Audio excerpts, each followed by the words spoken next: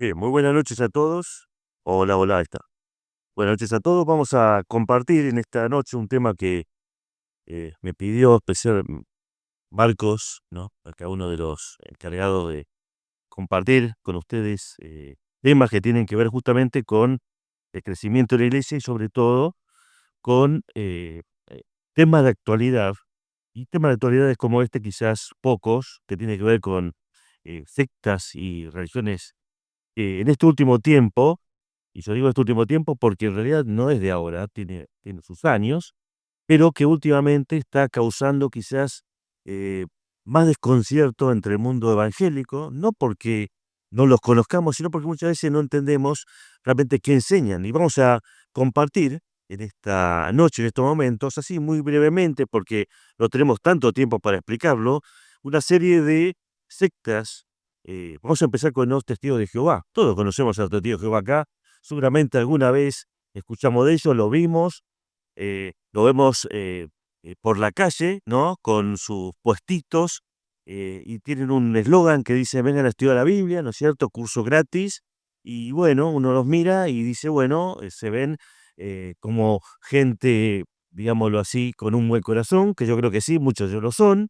Pero, ¿saben? La Biblia, la palabra de Dios, nos advierte acerca de este tipo de cosas, ¿no? Nos advierte acerca de la importancia de entender que no todo lo que parece de Dios lo es. Y en esta noche yo quisiera dividir vamos a decir, este pequeño estudio en tres secciones importantes. La primera tiene que ver, hermanos, con un poquito de la historia, ¿no? Saber de dónde surgieron este grupo y otros movimientos más. El que viene seguramente hablaremos de los mormones, después hablaremos de los adventistas, y por último hablaremos de otro movimiento que también está en la Biblia, porque todo esto que estamos diciendo acá, hermanos, no es que surgió ahora, ya está en la Biblia, y lo vamos a ver un poquitito, ¿no? Vamos a hablar de los judaizantes, ¿no? Que está muy de moda eso, ¿no? De estas sectas judías que están floreciendo dentro de este mundo. Pero vamos a leer nosotros en la Escritura también la respuesta teológica respecto a las consignas que ellos profesan, ¿no es cierto? Y quiero empezar con un poco de historia, ¿no? ¿Qué son los testigos de Jehová? Básicamente es un grupo que surge de manera oficial allá por 1870.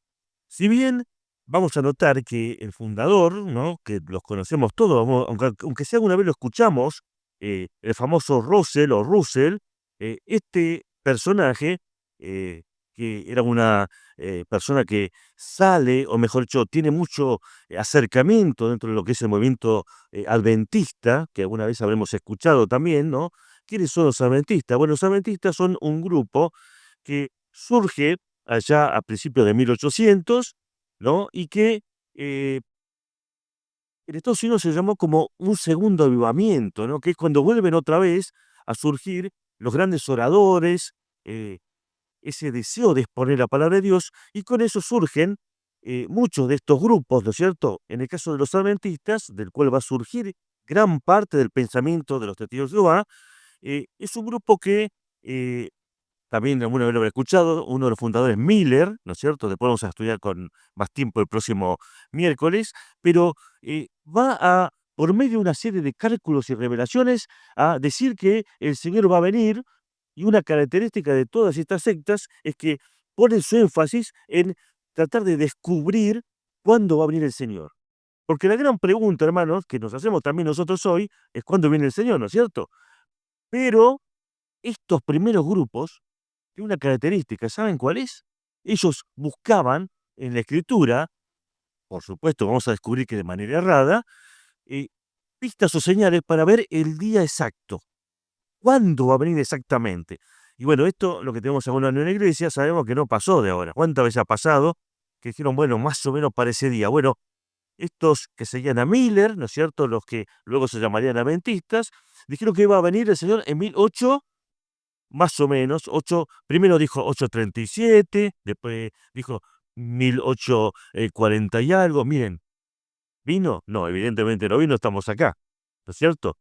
Pero acá viene el problema. ¿Cómo explicamos por qué nos equivocamos?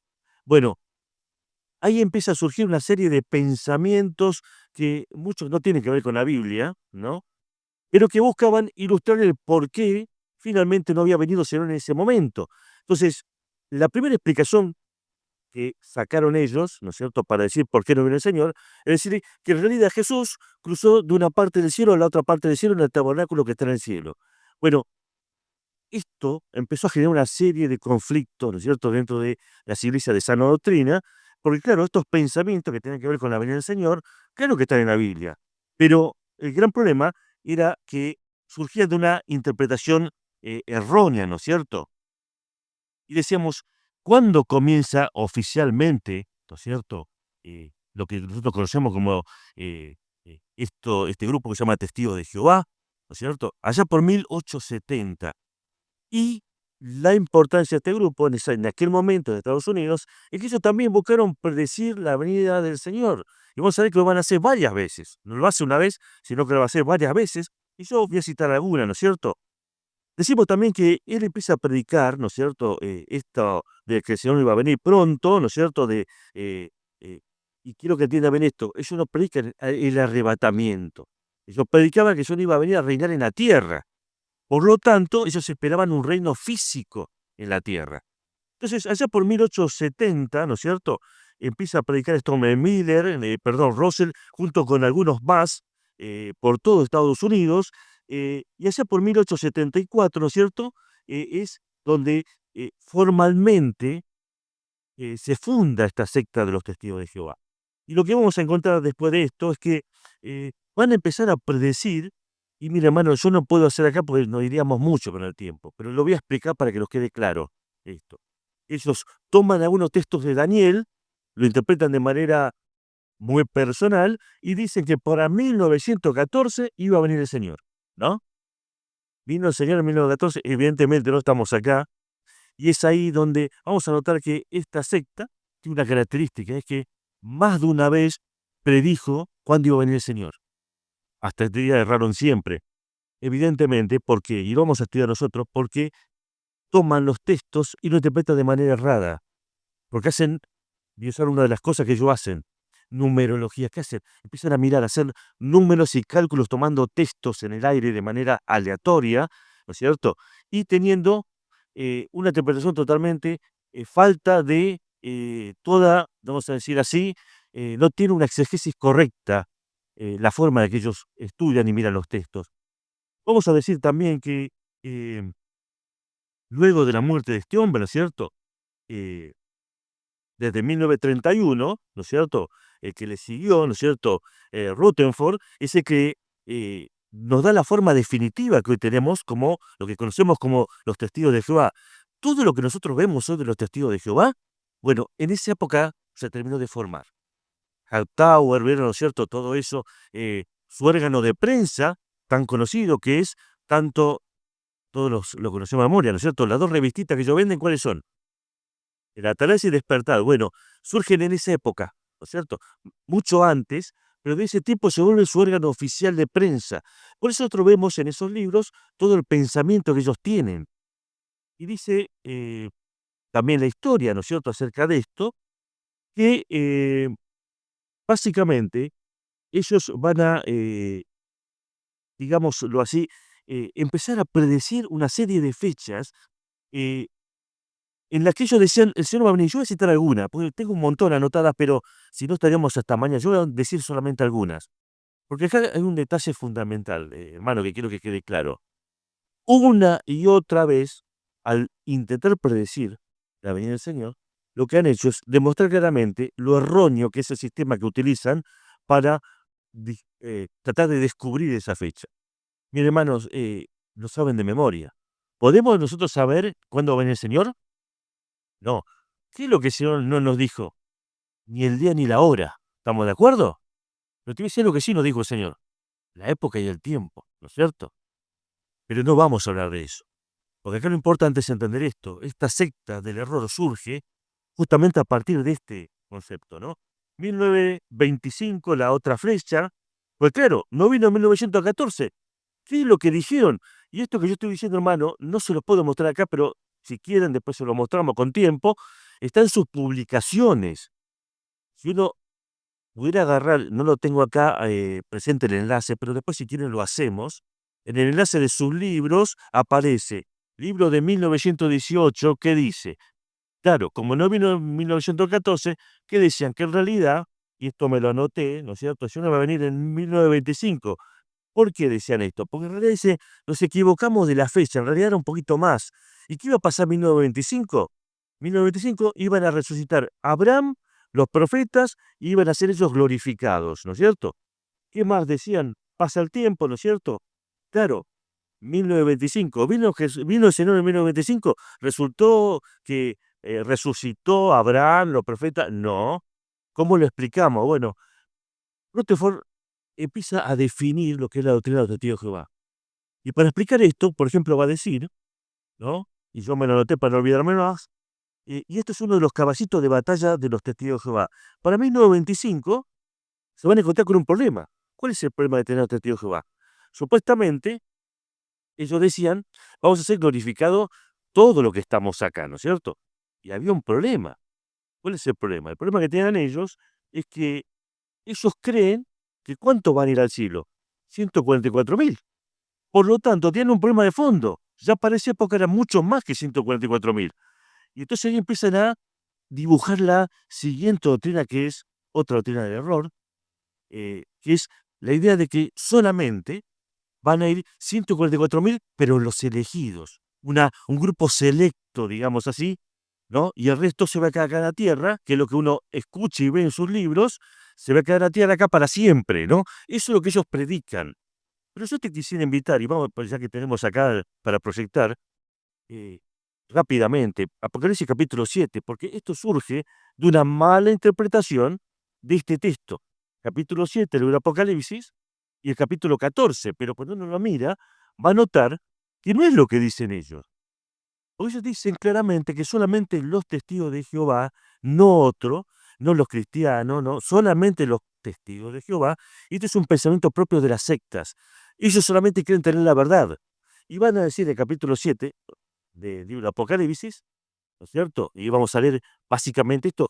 Y hermano, anote y guárdelo, porque un día se va a cruzar con un testigo de Jehová, alguna persona que tenga este pensamiento, y usted le va a decir, bueno, a ver, ¿qué es lo que usted cree? Bueno, miren, cuando uno mira el texto, dice, después de esto vi 4 ángeles en pie sobre los 4 ángulos de la tierra que detenían los 4 vientos de la tierra para que no soplase viento alguno sobre la tierra, ni sobre el mar, ni sobre árbol alguno. Vamos a ir al verso 5. Perdón, verso 4, perdón, vamos un cachito antes, a ver. Bueno, y acá aparece, ¿no? Vamos a ir al verso 3, mejor un cachitito antes, porque quiero notar un detalle importante. Mire, eh, diciendo no hagas daño ni a la tierra, ni al mar, ni a los árboles, hasta que hayamos sellado en sus frentes a los siervos de nuestro Dios. Bueno, acá comienza el texto que nos va a interesar a nosotros. El verso que sigue, por favor, dice, el número de sellados era 144.000 sellados. Pero mire, hermano, el texto es clarito. ¿Qué dice? Sellado de todas las tribus de Israel. Por lo tanto, acá nos encontramos con un problema de fondo. ¿Puede un testigo de Jehová ser de los 144.000, según el versículo? ¿Por qué no? Porque dice claramente, de los hijos de Israel. Mira, hermanos, cuando uno tira la escritura va a entender lo siguiente, que en los tiempos finales, cuando la iglesia sea arrebatada, y esto lo tenemos muy claro nosotros, especialmente en el movimiento de las asambleas de los hermanos, va a haber un tiempo de tribulación. En el tiempo de tribulación va a aparecer el ministerio de estos hombres, 144.000. El verso que sigue, por favor. De la tribu de Judá, 12.000. Miren, de las 12 tribus de Israel, 12.000 de cada uno. Ahí da el número de 144.000. Eso va a tener un ministerio. Vamos a leer un poco más, baja un poquito más. Bueno, nos sigue hablando, ¿no? De las 12 tribus, verso 7, de la tribu de Simeón, de la tribu de... Bueno, fíjese, cada uno, 12.000 de cada tribu de Israel. Verso 8, y de aquí una gran multitud, la cual nadie podía contar, de todas las naciones, tribu, pueblo, lengua, que estaban delante del trono, en la presencia de Cordero, vestidos en sus ropas, de ropas blancas y con palmas en la mano. ¿Qué quiere decir esto? Solo voy a explicar para que lo entendamos todo. Está hablando del resultado del trabajo de los 144.000, que van a predicar el Evangelio, que se llama Evangelio del Reino, ¿sí? Y lo explico, porque, hermano, esto es importante que lo entendamos, porque si no lo entendemos, vamos a caer en este tipo de engaños. Durante el tiempo de la tribulación va a pasar lo siguiente, hermano. Un día el Señor va a venir a buscar su iglesia, y quizás, Dios quiera que no, alguno venga el domingo, ¿no es cierto? Sí, no vino nadie. ¿Qué pasó? Y el Señor vino a buscar a su iglesia. Y acá viene el gran problema de fondo. ¿Qué va a pasar con los que se queden? Mira, hay dos cosas que se van a quedar acá en la tierra. ¿Qué cosas? Primero la Biblia, ¿sí? Y el otro que va a quedar en la tierra, el Espíritu Santo, hermanos, porque Dios no se va a ir nunca. Y va a utilizar a estos y van a predicar qué evangelio. El mismo evangelio que se predicaba en el tiempo de Cristo.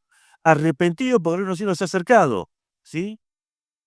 Y estos hombres, ¿qué van a hacer? Van a predicar por todas las naciones del mundo. Y ahí lo dice, capítulo, otra vez, lo cito y después léalo con tiempo. Capítulo 14 lo explica mucho más. Pero ahí vemos el resultado. ¿Va a haber salvación en el tiempo de la tribulación? Sí, claro que sí. Pero va a costar la vida, ¿no es cierto? Y me gustaría explicar un poco más esto, pero no tenemos tiempo. Pero fíjense cómo dice, y vi, ¿no es cierto? Bueno, después de esto, mire, y aquí una gran multitud, la cual nadie podía contar, de todas naciones, tribus, lenguas y pueblos, que estaban delante del trono y de la presencia del Cordero, vestidos, y acá viene el detalle, esto es importante, vestidos de ropas blancas. Y hay un detalle acá, dice con palmas en su mano. ¿Usted sabe lo que quiere decir las palmas en la Biblia? ¿O qué representaban en la Biblia las palmas? El sufrimiento. Quiere decir que en el tiempo de la tribulación, y ahí lo explica el texto, por eso hermano, la Biblia nunca se contradice. Esta gente va a predicar este evangelio del reino en el último tiempo, y el que pase, o el que se convierta en ese tiempo, lo va a tener que pagar con dolor y sufrimiento. Hoy vivimos un tiempo de gracia. Hoy creemos en Cristo, somos salvos. Y en aquel tiempo, como en el tiempo del Antiguo Testamento, vamos a tener, va, la persona que se queden, va a tener que creer y sostenerlo con su vida. Capítulo 7 y capítulo 14, ahí está. Como dije, esto es para explicarlo con más tiempo, pero ahí vemos, hermano, cómo lamentablemente esta doctrina la han transgiversado y la enseñan mal. Seguimos viendo un poquitito más cerca de esto, ¿no? ¿Qué más pasó, no es cierto? Bueno, esos son también de hablar mucho de la famosa batalla de Armagedón, porque ellos esperan que después de esa famosa batalla de Armagedón, ¿qué pase? Justamente lo que ellos esperan, ese reino, ¿no es cierto? La Biblia nos habla de ese reino milenial, pero claro, eso confunden las cosas y es ahí donde vemos esta interpretación torcida, ¿no es cierto? Eh, por ejemplo, miren, me anoté varias para no olvidármelo, porque bueno, cuando uno se hace grande es más fácil olvidarse las cosas, ¿no? 1914, ¿qué decían ellos dentro de su doctrina? Que era el final del gobierno humano. Quiere decir que Dios mismo va a empezar a gobernar. No pasó, justamente porque no tiene asidero bíblico. Eso decía, en 1916 comienza el milenio. No, no venía el milenio. 1918, ¿no es cierto? ¿Qué decían? Otra vez que iban a resucitar los patriarcas, ya lo habíamos dicho. Como le erraron, ¿qué hicieron? 1925, otra vez, no pasó nada. Pero en 1931, ¿qué dijeron? No vamos a predecir nunca más nada. ¿Sí? Listo. Le erramos siempre, no predecimos más nada. ¿Pero sabes lo que le pasó? 1941, ¿qué dijeron? Ahora sí viene la batalla de Armagedón. No vino la batalla de Armagedón. Y finalmente, voy a nombrar la última, que no es la última porque siguen haciéndolo, pero en 1975, ¿qué dijeron? Ahora sí. Bueno, ahora sí, unos años antes, miren, nunca pasó nada, estamos acá. ¿Qué quiero decir con esto, hermano? Primera característica de este tipo de grupos sectarios es que tienen una idea errada de la profecía bíblica. Por lo tanto, ¿qué es lo que hacen? Toman datos y los, digamos, usan parámetros no bíblicos, sino de su propio pensamiento doctrinal para llegar a las conclusiones que ellos llegan. Y es por eso que claramente siempre terminan fallando, ¿no?, en estas cosas. Eh, y ahora quisiera compartir también con ustedes una segunda parte que tiene que ver, y esto es un poco la historia, ¿no? Un poco la historia de los testigos de Jehová, resumida, porque es muy largo, pero yo quería resumir esto, ¿no? Estoy mirando la hora también para no hacerlo tan largo. Em, la pregunta es, ¿qué es lo que ellos realmente predican? ¿Cuál es su doctrina? ¿Cuál es la base de su doctrina? Y yo te voy a decir cuál es la base de su doctrina para que vos lo puedas confrontar cuando llegue el momento, ¿sí? Porque algún día te vas a cruzar con alguno que con buen corazón quizás te diga, mira, te vengo a llevar un mensaje que vos nunca escuchaste, ¿no? Y tenemos acá un problema de fondo. ¿Saben cuál es el problema de fondo? Con todos estos grupos y especialmente con los testigos de Jehová, es el hecho de que, eh, como ellos no lograron nunca encajar lo que ellos predican con la escritura, lo que hicieron, ¿qué es? Hacer su propia traducción. Y esa la conocemos porque la vimos alguna vez por ahí dando vuelta, que ¿cómo se llama? Traducción al Nuevo Mundo de las Sagradas Escrituras, ¿no es cierto? Pero ¿sabes qué? Esa traducción, que es una traducción que oficialmente se pone en vigencia del año 1961, es una traducción que por lo menos, y fíjense esto, ¿no? Ninguna sociedad bíblica del mundo les permite decir que eso es la Biblia, porque está tan cambiada y tiene tantas omisiones, se le sacó versículos, se cambian las palabras, traducen de manera tendenciosa, porque acá el problema no es, hermanos, que eh, creo que todos tenemos Biblia diferente. Por ejemplo, la que vos tenés una 60. ¿Alguno tiene una versión 1909 acá? Creo que ninguno. ¿Alguno tiene otra versión de la Biblia acá? No sé, NBI, alguna otra versión que no sea. Bueno, mire, hermano, podemos tener cualquier otra versión. Pero ¿saben cuál es el tema? Que en el caso de Testigo de Jehová, la cambiaron para que cierre con lo que ellos predican. Por lo tanto, ninguna sociedad bíblica del mundo la aprueba como tal. Y vemos acá que uno de los grandes problemas que ellos tienen es justamente, y acá quiero insistir en esto porque es importante, ¿no? Uno dice, bueno, pero los testigos de Jehová, una secta que surge ahora. No, en realidad no. Surge como nombre, pero el pensamiento ya está desde la antigüedad. Y uno dice, ¿en dónde? ¿Dónde aparece esto? Porque la primera doctrina, hermano, y yo me quiero centrar en alguna, no en todas, porque sería muy largo en esta noche. Me quiero centrar, para empezar, en una doctrina que es de fondo, la deidad de Cristo. Ellos niegan que Cristo sea Dios. Ellos niegan que Jesús sea Dios. Y eso es un problema de fondo para nosotros. ¿Por qué? Porque contradice la Escritura. Ellos dicen, por ejemplo, ¿no es cierto? Y miren, yo doy un ejemplo chiquitito, ¿no es cierto? Para explicar lo que ellos dicen, ¿no? Como dije, no tengo acá el texto exacto, ¿no? O sea, no tengo la versión para que ustedes la comparemos ahora, ¿no? Pero si ustedes se tomaran el trabajo de hacerlo en un momento, por ejemplo, Hebreos 1:6, ¿no es cierto? Le voy a pedir que lo busque, por favor. Mateo 2:2. Yo voy diciendo los versículos para que comparemos nosotros. Otro versículo, Mateo también, capítulo 14, verso 33, Lucas 24:52. Y dice el texto así, ¿no? Eh, y otra vez, cuando introduce al primogénito de todo el mundo, dice, adórenle todos los ángeles de Dios. Este texto, hermanos, yo lo tomo a modo de ejemplo, porque de todo el texto sacaron una palabra y la tradujeron a su gusto. En vez de decir adórenle, dice ríndanle homenaje. Y uno dice, pero ¿dónde está la diferencia? ¿Quién es el único digno de ser adorado? Dios. Por lo tanto, para negar, ¿no es cierto?, la deidad de Cristo, ¿qué es lo que dice? No, a él le rindieron homenaje nomás. No, cuando uno va al original, la palabra es clarita. Dice, adórenle. Vamos a ir un texto más para ilustrar la misma idea. Vamos a ir a Mateo, por ejemplo, eh, 14:33, uno de los textos que estoy citando en esta noche para explicar cómo ellos han cambiado los versículos para que justamente su pensamiento y su idea cierre. Entonces, los que estaban en la barca vinieron y le adoraron. Verdaderamente eres hijo de Dios. Miren, la escritura es clarísima en esto.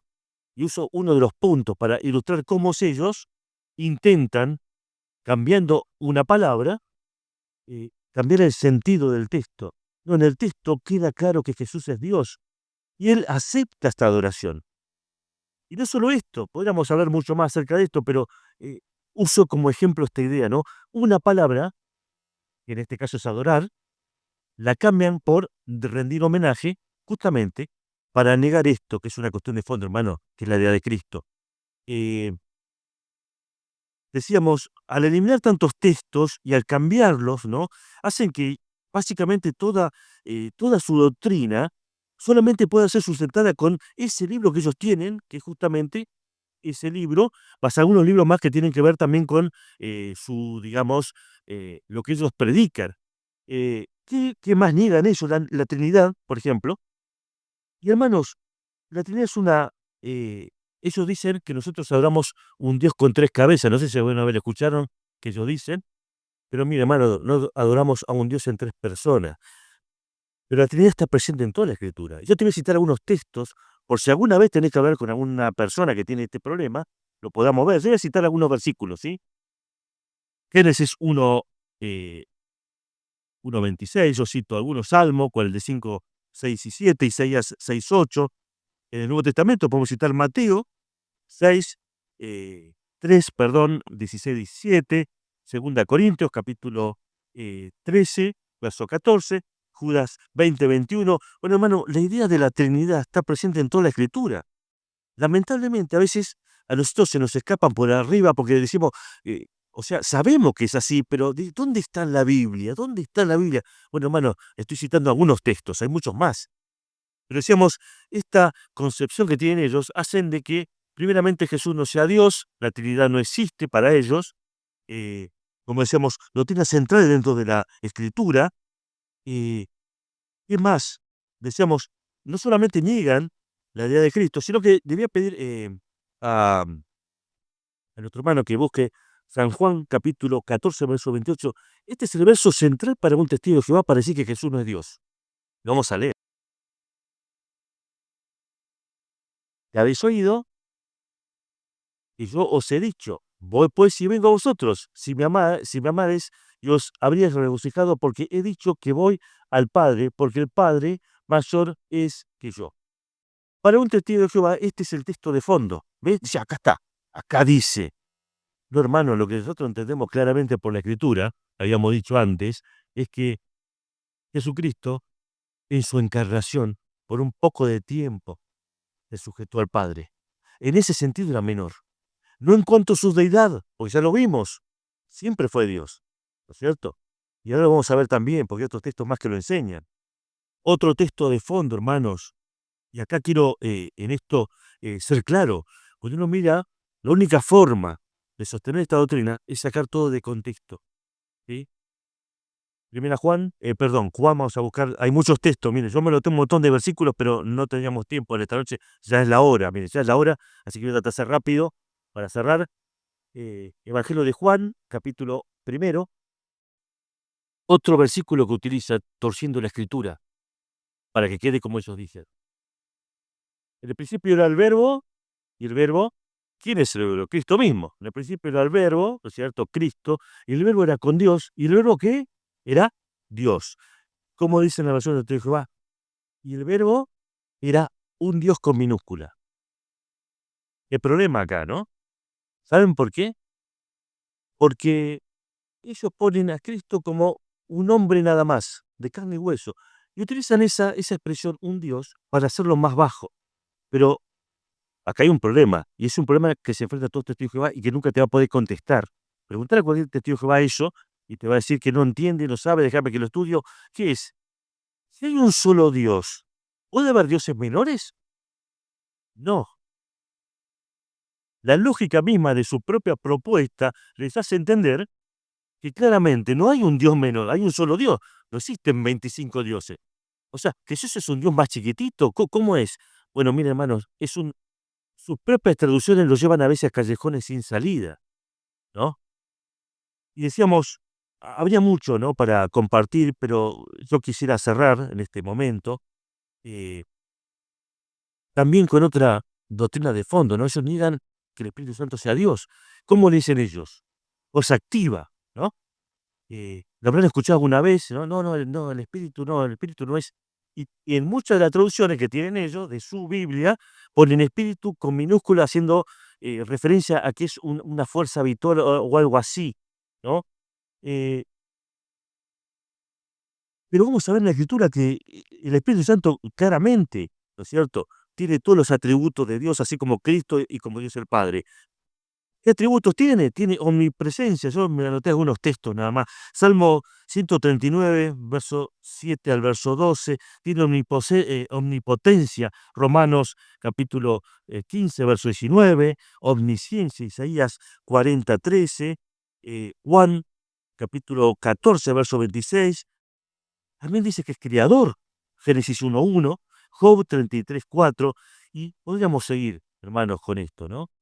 Pero quiero remarcar esto, hermanos, que la Escritura siempre es clara. Cuando uno va a la palabra de Dios, y yo quiero hacer una serie de salvedades ahora mientras pensaba en esto, ¿no? ¿Qué es lo que hace, lamentablemente, de esta secta una secta del error? Primeramente, que creen que ellos solamente tienen la verdad, ¿no es cierto? Que ellos creen que para ser salvo tenés que ser de su secta, ¿no? En este caso, Testigo de Jehová. Y una cosa que ellos dicen, que es un pensamiento también que no es de ellos, no es nuevo. Habíamos dicho que Jesús no era Dios, no es un pensamiento nuevo, porque también está en la Escritura. Entonces, ¿sabía, hermano, que la Escritura, cuando comienza la iglesia, el primer ataque tenía que ver con esto? Que Jesús no había venido en carne. ¿Ustedes sabían eso? ¿Y quiénes son los que decían esto? Los gnósticos, que decía que Jesús en realidad era una mera apariencia, ¿no es cierto? Era un ser etéreo. ¿Por qué? Porque ellos creen que la materia es mala, por lo tanto, Dios no puede haberse hecho carne. Sin embargo, el texto dice claramente que Dios, ¿no es cierto?, fue manifestado en carne.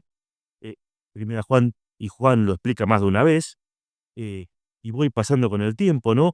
Entonces, eso, al tergiversar todas estas ideas, se cuenta con un gran problema, ¿no es cierto? Porque ¿qué es lo que afecta a esto? Si Jesús no es Dios y no es perfecto hombre, no puede haber muerto por tu pecado y por mi pecado, hermano. Por lo tanto, no hay forma de salvación. Y en ningún otro nombre hay salvación. Por lo tanto, este ataque que aparece en la iglesia primitiva, que era el gnosticismo, ¿saben? No se tocó en un versículo. Todo el Evangelio de Juan fue escrito porque el mayor peligro que enfrentaba la iglesia era ese. Por eso arranca el Evangelio de Juan explicando esto, que quién era Jesús, era Dios, que estuvo desde el comienzo y va a estar siempre porque es Dios, ¿no? Que es igual que el Padre y el Espíritu Santo. ¿Quién más no creen ellos, no es cierto? Ellos no creen en el infierno, ellos dicen, bueno, el infierno no puede existir. ¿Por qué no puede existir? Porque Dios es bueno, y si Dios es bueno, no puede mandar a la gente por toda la eternidad del infierno. Así que dicen que el infierno no existe. Y traducen en sus versiones, por ejemplo, ¿no? Que la Biblia sí habla del infierno, pero eso es como traducen. Utilizan en todas sus variantes, dicen tumba, o gehenna, o tártaro, ¿no es cierto? Porque ellos decían que la muerte no puede existir. ¿Qué creen ellos? Ellos creen que cuando uno no es testigo de Jehová y se muere, no resucita nunca más. Se acabó todo. Pero eso no es lo que dice la Biblia. La Biblia nos habla de que tenemos un alma que es eterna y que vamos a rendir cuenta a Dios de esto. Y es por eso que esta es una doctrina fundamental, hermano, que ni vos ni yo podemos dejar pasar por alto. Quiero decir rápidamente, pues ya pasó el tiempo, algunas cuestiones que son importantes a la hora de entender esta secta. En primer lugar, son una secta del error realmente peligrosa, porque tienen algunas enseñanzas que son peligrosas. Voy a decir una que conocemos toda, lo escuchamos alguna vez: no se puede hacer transfusiones de sangre. Uno dice, ¿de dónde lo sacan? No, bueno, no lo sacan de la Biblia. Es una interpretación errada, donde habla de no comer sangre, pero no habla de la transfusión de sangre. Pero bueno, eso tergiversan ese texto y lo tiene como una doctrina de fondo. ¿Qué más? Por ejemplo, no pueden curar a la bandera. ¿Qué más? No pueden formar parte del ejército de ningún país.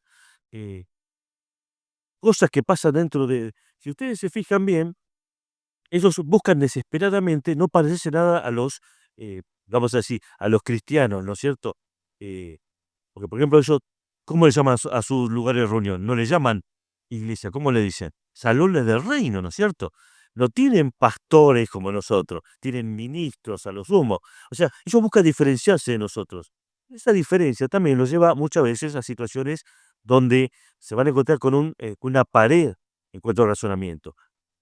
Y hay un tema que, además de esto, ¿no? Decíamos de la sangre, todo esto, tiene que ver con que, por ejemplo, si yo soy testigo de Jehová y mi esposa es testigo de Jehová, pero mi hijo no lo es y no se quiere sujetar, yo lo puedo expulsar, pero si lo expulso, a esta persona, no le puedo hablar, no puedo tener relación con él, aunque viva en mi casa. Bueno, eso es un tema que ha generado en el mundo muchas veces serios problemas. No sé si alguno ha conocido a alguno que ha salido de ese grupo, pero no lo dejan siquiera acercarse a la casa.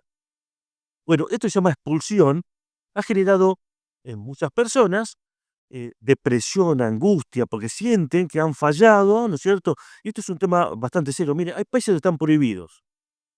Rusia, creo, hasta hace poco, creo que también en Francia, bueno, en muchos países donde están prohibidos justamente por este tipo de conductas. Pero hay una conducta, hermano, que es, creo yo, la más importante a tener en cuenta. ¿Saben cuál es? Uno dice, porque más de una vez yo me crucé con uno de estos y me dice, nosotros siempre que nos cruzamos con un evangélico lo damos vuelta con una media. ¿Escucharon alguna vez esta frase? Porque nosotros sí sabemos. Claro, pero hay una trampita acá.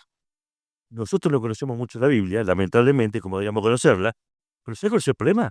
Ellos no conocen la Biblia tampoco, porque ¿de qué saben ellos? De lo que les enseñan en su secta. Toda discusión con testigos de Jehová la vas a ganar siempre. ¿Sabes por qué? Porque cuando vas a la Biblia y no las traducciones que ellos usan, ¿sí?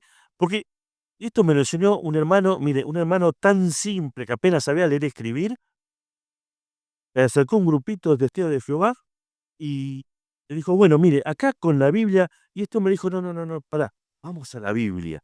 Y sacó su Biblia, y con su Biblia, claro que no le iban a ganar nunca, porque la única forma, hermano, de que te ganen ellos una discusión es usando su versión torcida, y los libros que ellos enseñan, y todo ese tipo de cosas. Por eso tienen prohibido leer cualquier versión que no sea de la Biblia de ellos, que no es la Biblia. Y también mirar o compartir con cualquiera que no tenga su doctrina. Porque mire, hermano, es tan fácil ganar en un debate, porque, como habíamos visto, los textos mismos hablan. Así que, hermano, ¿cuál es el desafío de esta noche? Y yo quisiera dejarte un desafío. Conocer la Escritura. La Escritura habla. Y hay una cosa que yo voy a decir con mucho temor de Dios en esta noche, no porque sea temeroso, sino porque realmente es un tema de fondo. Yo estoy seguro, porque he conocido a muchos, estos que forman parte de esta cita, por ejemplo, que lo hacen de buen corazón. ¿Sabés por qué salen a predicar en la calle? ¿Alguna vez vos te preguntaste por qué salen? ¿Por qué gastan su tiempo? No tienen plata, pero se compran el trajecito para salir a predicar. ¿Sabés por qué? Porque ellos creen que su salvación depende de obras.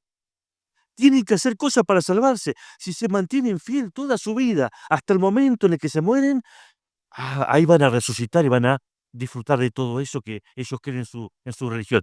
Hermano, qué tragedia. ¿Sabes por qué? Porque la vida es clara. Solo en ella hay salvación.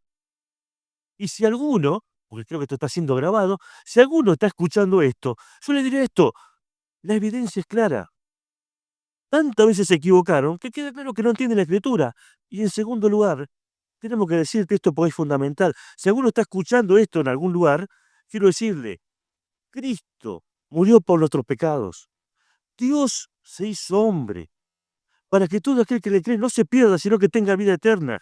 Y este es el mensaje que queremos nosotros. Y queremos también esto. Todo aquel que no confiesa que Jesucristo vino en carne, 1 Juan, dice, no es de Dios. Y es por eso que este es el corazón de nuestro mensaje en esta noche. ¿Cuál es? Deposita toda tu fe, no en la religión, no en las obras, no en tu pensamiento, sino en Cristo. Entregale tu corazón a Dios y decirle, Señor, reconozco que soy un pecado, reconozco que Cristo Jesús murió por mis pecados. Ese acto de fe, ese acto de fe, ese arrepentimiento genuino, hace la diferencia. Y como dije, si hay alguno, porque ahora estamos hablando y tenemos una bendición que son las redes, ¿sí? Que está escuchando esto o que escuchará en algún momento, sepa que solo en Cristo tenemos salvación, ¿sí? Y es por eso que es una noche especial para compartir, para desafiarnos, hermano. Tenemos que conocer la Escritura, tenemos que saber. Pero también esto, si hay alguno que está preso de este tipo de cosas, de estos pensamientos, de estas situaciones, ¿no es cierto? ¿Qué tenemos que hacer, hermano? Orar por el primero y luego predicarle la genuina palabra de Dios. ¿Para qué? Para que él también, como nosotros, un día entienda que en su religión no hay salvación, pero en Cristo sí. Que Dios les bendiga y bueno, como dije, vamos a tener tiempo seguramente para, no pudimos ver todo, vimos una parte, hay mucho más para compartir, ¿sí? Acerca de esto. Esto es una introducción, ¿sí? No, sí, sí, sí, mire, yo les quiero explicar esto. Lamentablemente, el diablo no duerme, no duerme. Y yo le voy a contar esto porque yo tengo contacto con gente que es testigo de Jehová de hace muchos años. Y esto es un detalle fundamental. Ellos fueron cambiando el discurso a lo largo de los años. Y en muchas de esas cosas han dicho, bueno, mira, este versículo, claro, pero toman los versículos que, digamos así, no les causa conflictos. Y en los que les causa conflictos, sí, como bien dijiste, hermana, lo han cambiado, ¿sí? Miren, Semana Santa de este año, ¿sí? De este año. La primera vez que veo que en la campaña de publicidad de los testigos de Jehová aparece Jesús. ¿Prestaba atención? Hermano, el diablo no duerme y cambia su estrategia. Nunca están cambiando la estrategia porque ganar gente. Pero ¿qué es lo que no cambia? El error de su doctrina. Pues hermano, esto que estoy diciendo, si usted hablaba con un testigo de Jehová hace 20 o 30 años atrás, le va a decir algunas cosas distintas que las que le dicen hoy. Porque van modificando lentamente el pensamiento. Entonces, por eso que nosotros tenemos que conocer la escritura, para no caer, porque juegan en el límite de lo que uno sabe, ¿se entiende? Hermana, el diablo está 24 días pensando cómo nos hace caer, ¿está? Y nosotros dormimos muchas veces, ¿cuánto? 2 horas al día, 9, depende de cada uno, ¿no es cierto? El diablo está 24 horas al día pensando cómo luego caer a este. Y estas sectas, y el miércoles que viene, si se nos permite, vamos a ver otra, eh, están trabajando para esto. Nunca, sí, sí, sí, dale. Claro, es la que estoy citando, es la versión inglesa estándar, digamos, la más conocida de todas las versiones inglesas, que se le llama protestante, ¿no es cierto? Es el equivalente a nuestra versión Reina Valera de las nuestras, ¿no? Es el equivalente. Como dice bien Hugo, claro, otra vez, no tomaste el original. Mira, ahí me voy a ir con el tiempo, pero lo voy a explicar rápidamente. Todo lo que agarramos la Biblia, todos en la primera hoja, ¿qué te dice la primera hoja? La primera hoja dice, traducción de fulanito tal, dice, tomado de los textos originales. ¿Sabes qué? Cualquier versión de la Biblia, todas, menos la de ellos, ¿qué tiene? ¿De dónde la sacaron? ¿Y cuál fue el equipo consultor que hizo esa traducción? Es la única versión de todas que no tiene ninguna esa cosa, porque le hicieron a su gusto y a su manera. ¿Ah? Bueno, yo sé que quizás hay más dudas sobre estas cosas, pero bueno, con tiempo tal vez lo podamos ver. Lamento que no tenemos quizás más tiempo para mostrarlo, ¿no? Para que ustedes lo puedan ver, pero que el Señor les bendiga y bueno, sea el comienzo de poder estudiar estos temas, ¿no?